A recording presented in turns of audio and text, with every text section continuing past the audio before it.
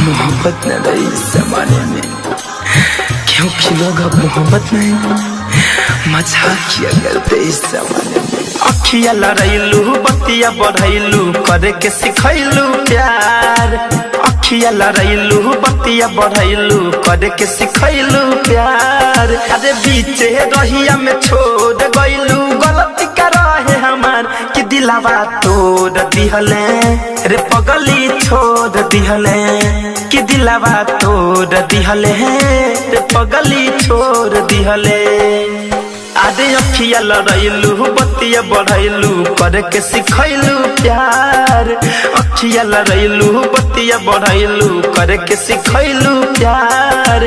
बीचे रहिया में छोड़ गइलू गलती करे हमार कि दिलावा तोड़ दिहले रे पगली छोड़ दिहले कि दिलावा तोड़ दिहले रे पगली छोड़ दिहले।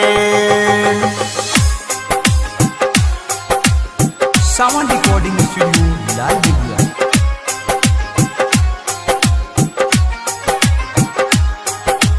डीजे मनीष रक्सौल।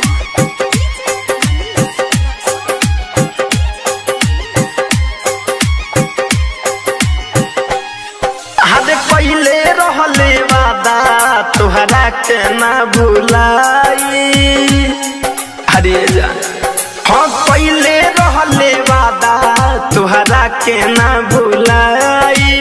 तोहरे संगे जियाब तोहरे संगे मर जाई, तोहरे संगे जियाब तोहरे संगे मर जाई। किरियत खैले तब भूल गइले अखिया में दिहले लोर कि दिलावा तोड़ दिहले रे पगली छोड़ दिहले कि दिलावा तोड़ दिहले रे पगली छोड़ दिहले।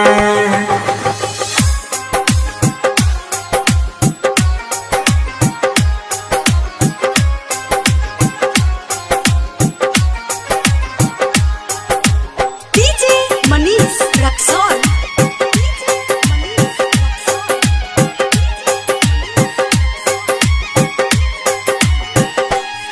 हाँ घुट घुट जिया तारे धनंजय धड़कन तोहरा प्यार में, घुट घुट जिया तारे धनंजय धड़कन तोहरा प्यार में। संतोष तिवारी कहे धोखा खइबे तेहू प्यार में, विवेक सावन कहे धोखा खइबे तेहू प्यार में। ठीक नहीं कइले दिल तोड़ी गइले टुकड़ा के हजार कि दिलावा तोड़ दिहले रे पगली छोड़ दिहले कि दिलावा तोड़ दिहले रे पगली छोड़ दिहले। सावन रिकॉर्डिंग स्टूडियो लाल बिगिया।